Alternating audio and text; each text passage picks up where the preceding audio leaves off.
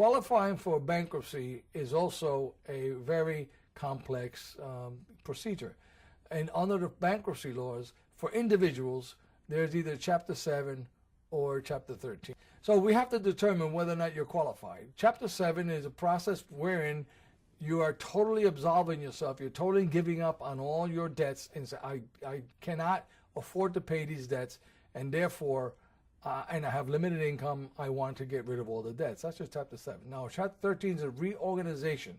That is, you have an opportunity to say, I have income, but I just can't pay everything that I owe with the income that I do have. In which case, you have to do a plan of reorganization to pay off your creditors. That's a restructuring your debt.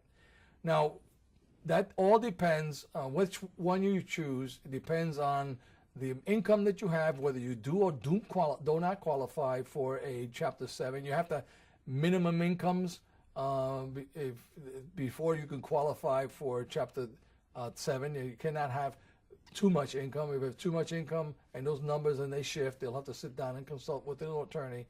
But if you make too much money, you will not be able to qualify for Chapter 7. On the other hand, you might be qualifying for Chapter 13.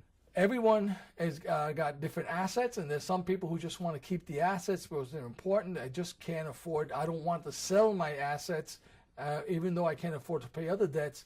And you do a restructuring plan, and if all the creditors are agreed, then you can keep your assets and pay your debts on a long-term basis and a structured basis.